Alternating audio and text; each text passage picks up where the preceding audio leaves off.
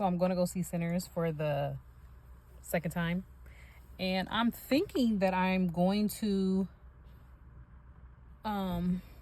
start talking about film a little bit more. You know, give a little critique, a little film criticism, because I really do enjoy a little occult breakdown. Okay, where are my occultist girlies at? Where are my occult girls? Where are we at? Like, who like to decode shit? Who like to look at the symbols, the meaning, the psychology that people are putting in these films, so we can really talk about it and it'd be fun. Where y'all at? Meet me in the comments over here. Like, what are we doing? I did a whole breakdown on YouTube, but I'm gonna see Sinners for a second time, and I'm really hoping to give, maybe I pick up on some other things that I didn't notice, but I'm going to watch it again, give a whole nother breakdown, and post it, talk about it.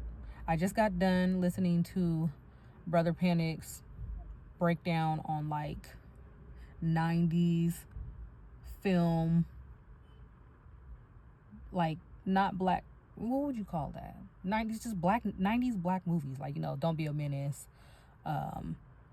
shit, Juice, all those type of movies, right? And I love that breakdown. So I just want to build from that. And hopefully more people will be inspired to talk about this shit in the comments. And we can just chat it up about these films. Like, what's the message today? Like, we're in 2025.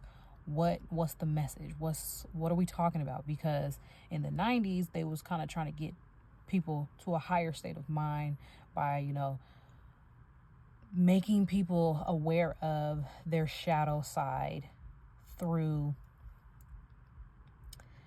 I keep thinking of blaxploitation movies, but that's really like the 70s, right? The 70s. There was a different message with that. But in the 90s, all those films were having people become ideally more aware of themselves and their shadow side, and how you need to,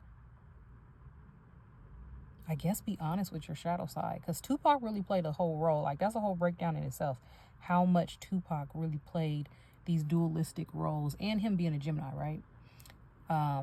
Of good and bad, and him having this persona of like a thug and Mr. Poet, and so charismatic and loving, and at the same time he was talking about fuck your bitch. So he also played those type of roles in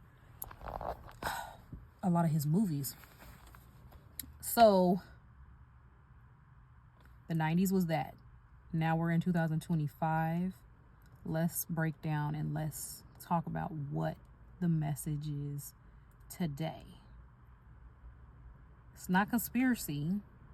Obviously, there is a cinematic language, and there are symbols, and there's a message.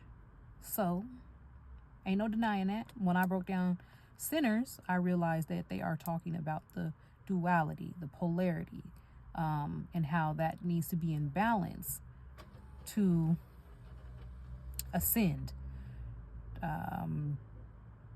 You risk reincarnating over and over and over again if you cannot master that shadow side, your dark side, and your higher side, and allow them to be one. If you even look at the cover, and I've seen multiple covers of Sinners, but this theater has a cover of just Smoking Stack's face in the middle, or no, on the both sides of a sun. Smoke's face is in blue filter, Stacks is in red, the sun is in the middle. I mean, that's obvious. What I broke down on my first video of the representation of polarity, duality, yin and yang, the good and the bad, the red and the blue, come together, and now you have the hemisync of your left and right brain, and now you sit in the master seat, and you can control and you have responsibilities and accountability of self.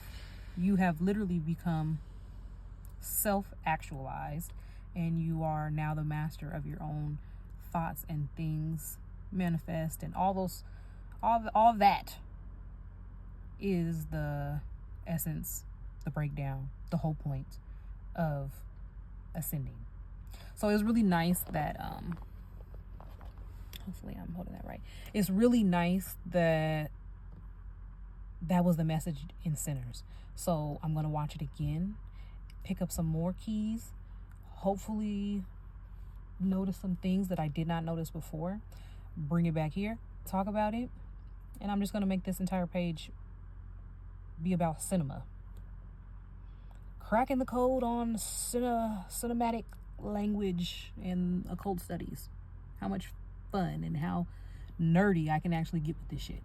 So if you're interested, I don't know, comment, have something to say. There we are.